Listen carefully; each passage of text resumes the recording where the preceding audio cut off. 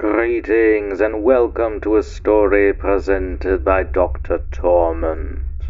The following narration may be a little sensitive for certain viewers and listeners. Therefore, discretion is advised, and consider that your one and only warning. Now, with that out of the way, let us proceed.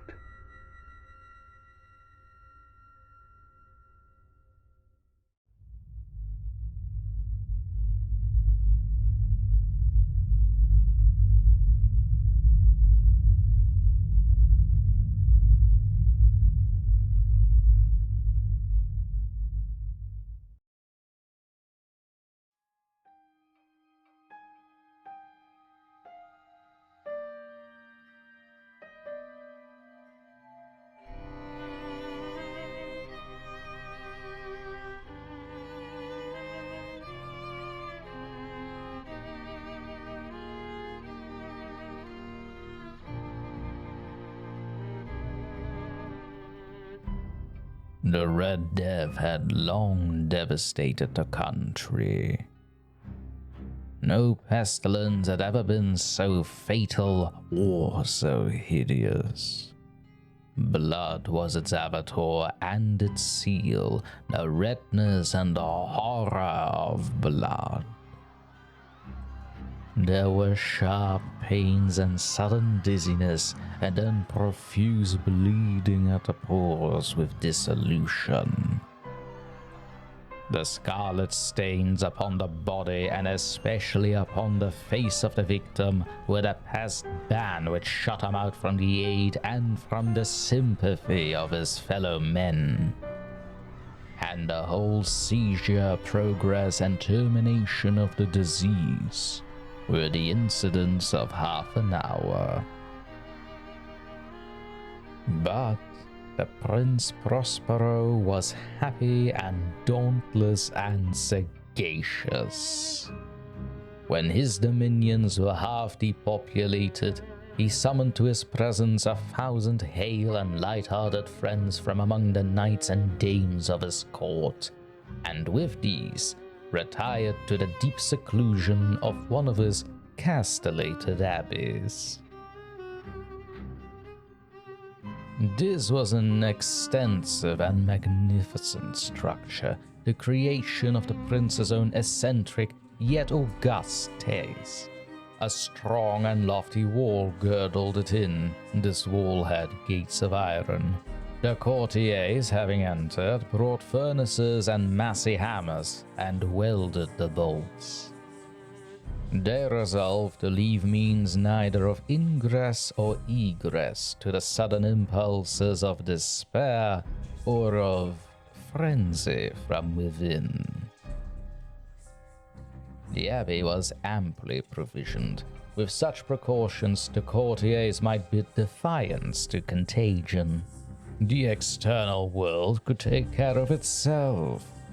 In the meantime, it was folly to grieve or to think.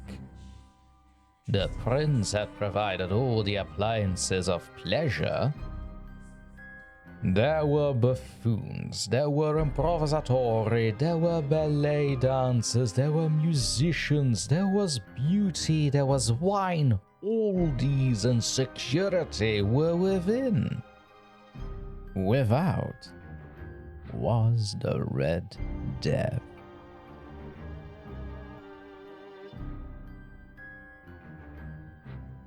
It was toward the close of the 5th or 6th month of his seclusion, and while the pestilence raged most furiously abroad, that the Prince Prospero entertained his 1,000 friends at a masked ball of the most unusual magnificence. Oh, it was a voluptuous scene, that masquerade. But first, let me tell of the rooms in which it was held. There were 7, an imperial suite. In many palaces, however, such suites form a long and straight vista, while the folding doors slide back nearly to the walls on either hand, so that the view of the whole extent is scarcely impeded. Here the case was very different, as might have been expected from the Duke's love of the bizarre. The apartments were so irregularly disposed that the vision embraced but little more than one at a time. There was a sharp turn at every 20 or 30 yards, and at each turn a novel effect. To the right and left, in the middle of each wall, a tall and narrow Gothic window looked out upon a closed corridor which pursued the windings of the suite.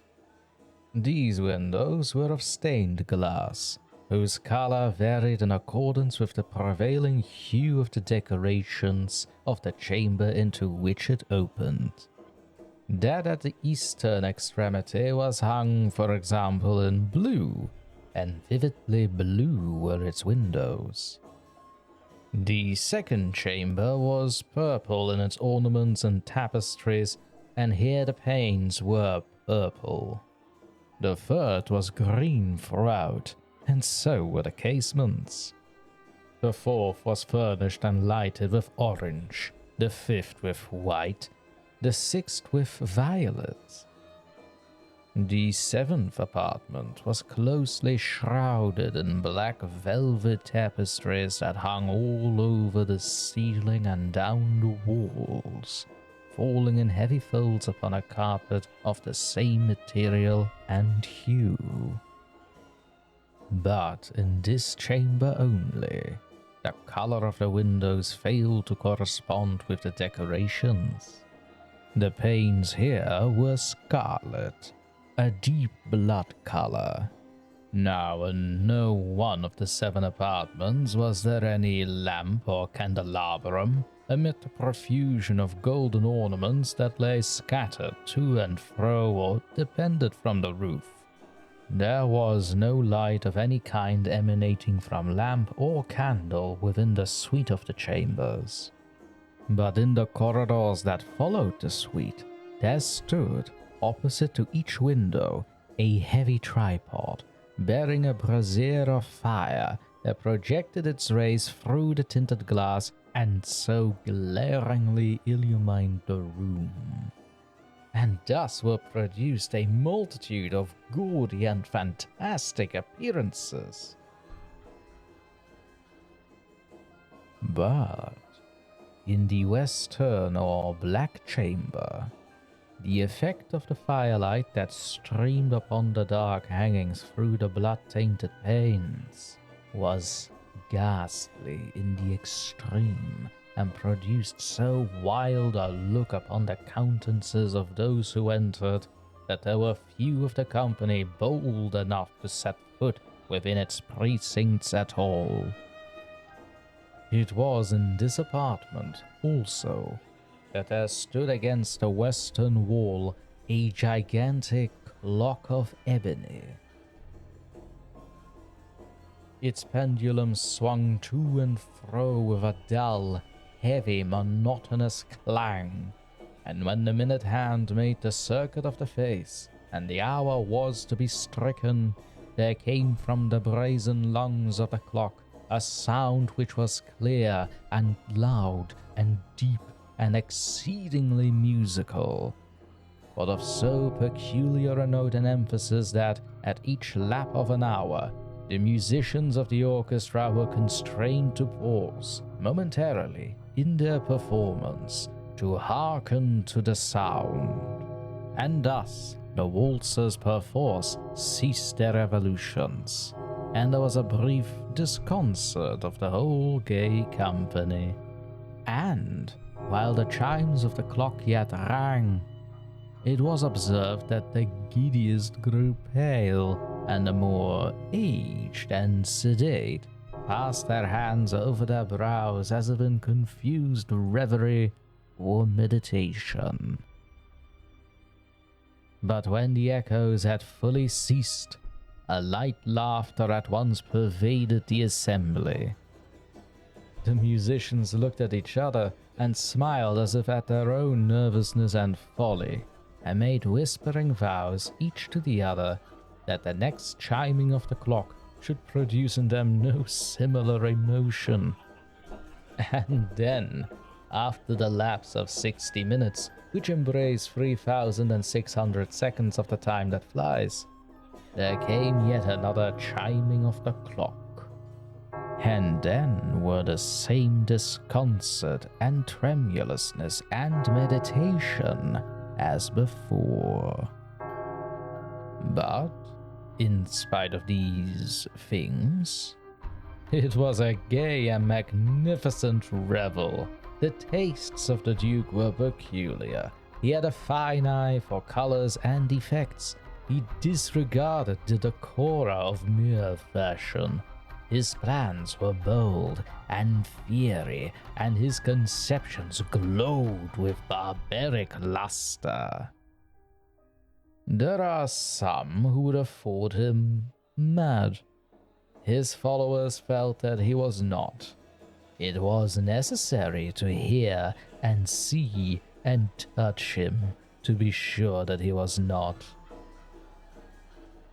He had directed, in great part, the movable embellishments of the 7 chambers, upon occasion of this great fete, and it was his own guiding taste which had given character to the masqueraders. Be sure they were grotesque. There were much glare and glitter and piquancy and phantasm, much of what has been seen in Hernani. There were arabesque figures with unsuited limbs and appointments. There were delirious fancies such as the madman fashions. There were much of the beautiful, much of the wanton, much of the bizarre, something of the terrible, and not a little of that which might have excited disgust. To and fro in the 7 chambers there stalked in fact a multitude of dreams, and these, the dreams, writhed in and about, taking hue from the rooms and causing the wild music of the orchestra to seem as the echo of their steps. And anon there strikes the ebony clock which stands in the hall of the velvet, and then, for a moment, all is still and all is silent, save the voice of the clock. The dreams are stiff frozen as they stand, but the echoes of the chime die away. They have endured but an instant, and a light half-subdued laughter floats after them as they depart. And now again the music swells and the dreams live and writhe to and fro more merrily than ever, taking hue from the many-tinted windows through which stream the rays from the tripods. But to the chambers which lies most westwardly of the 7, there are now none of the maskers who venture, for the night is waning away and there flows a ruddier light through the blood-colored panes, and the blackness of the sable drapery appalls, and to him whose foot falls upon the sable carpet, there comes from the near clock of ebony a muffled peal more solemnly and pathetic than any which reaches their ears who indulge in the more remote gaieties of the other apartments. But these other apartments were densely crowded, and in them beat feverishly the heart of life. And the revel went whirringly on until at length there commenced the sounding of midnight upon the clock. And then the music ceased, as I have told, and the evolutions of the waltzers were quieted, and there was an uneasy cessation of all things, as before. But now there were 12 strokes to be sounded by the bell of the clock, and thus it happened, perhaps that more of thought crept, with more of time, into the meditations of the thoughtful among those who revelled. And thus, too, it happened, perhaps, that before the last echoes of the last chime had utterly sunk into silence, there were many individuals in the crowd who had found leisure to become aware of the presence of a masked figure which had arrested the attention of no single individual before. And the rumors of this new presence having spread itself whisperingly around, there arose at length from the whole company a buzz or murmur expressive of disapprobation and surprise. Then, finally, of terror, of horror, and of disgust. In an assembly of phantasms such as I have painted, it may well be supposed that no ordinary appearance could have excited such sensation.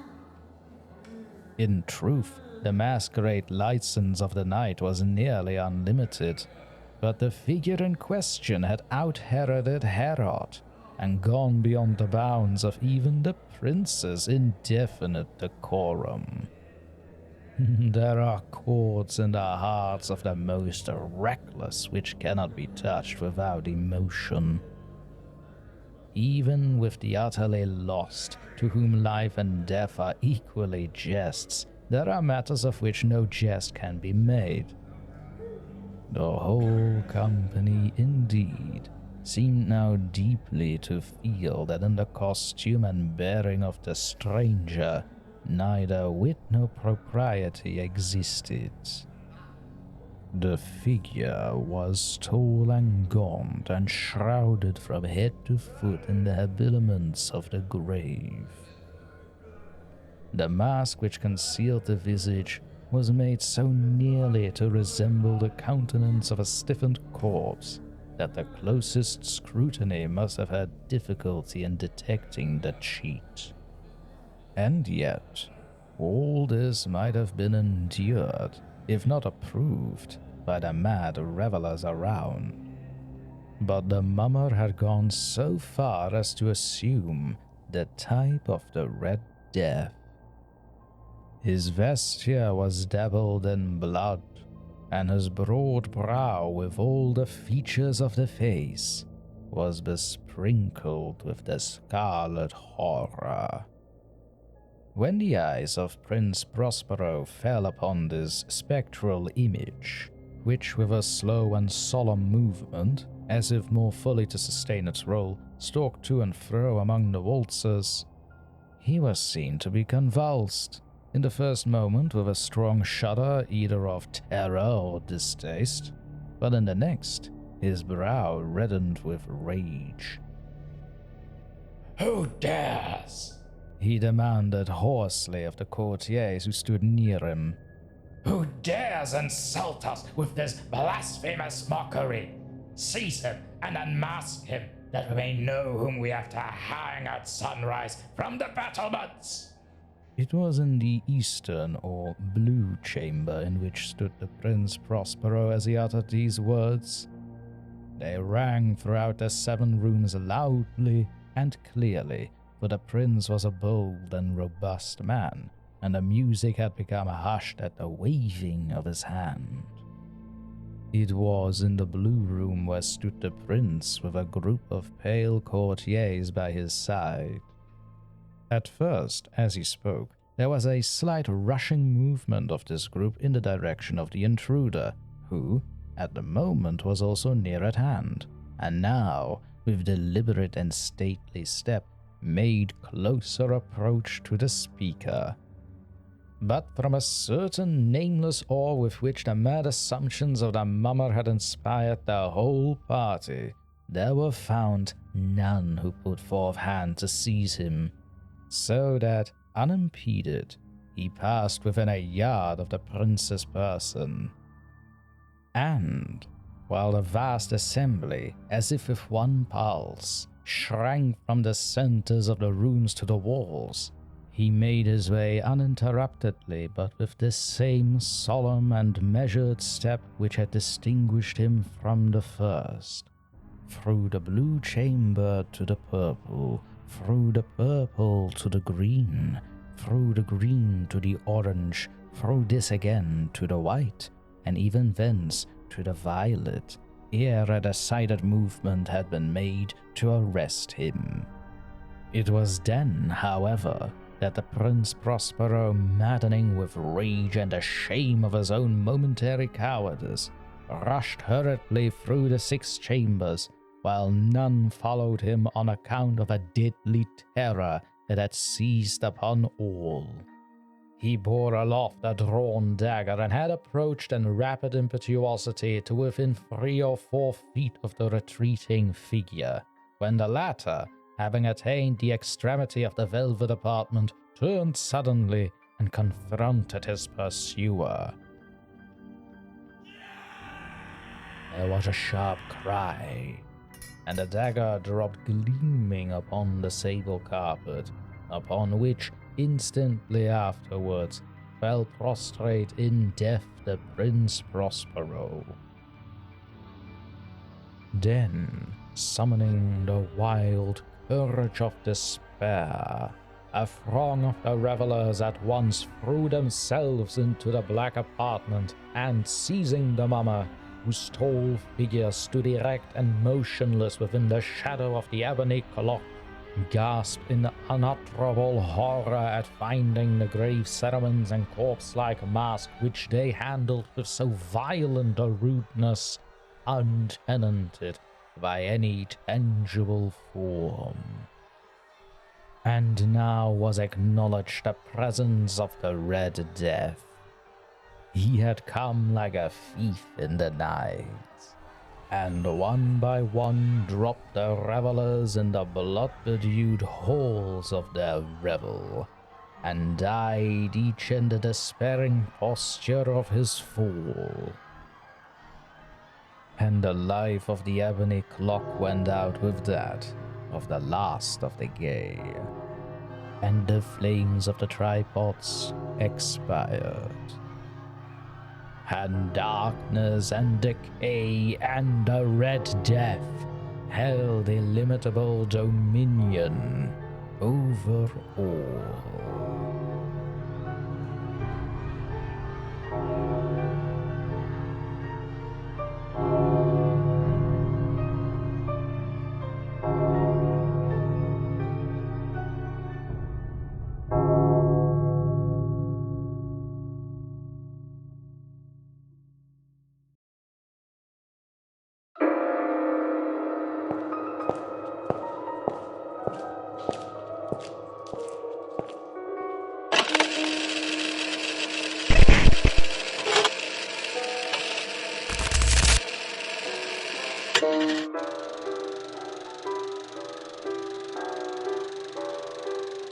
The extravagantly tragic tale of the Prince Prospero presents itself as a controlled study in aristocratic denial under conditions of existential threat.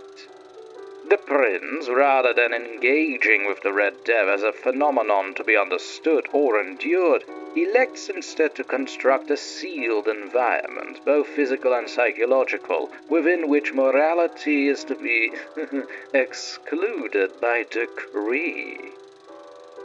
His abbey becomes a curated microcosm of excess and distraction, its sequence of chromatic chambers functioning not merely as aesthetic indulgence, but as a symbolic procession through states of perception, culminating in the terminal black chamber wherein the great ebony clock enforces periodic intrusions of temporal awareness.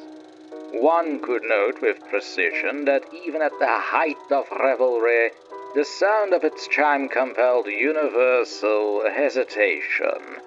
The organism, however decadent, retains an instinctive recognition of finitude.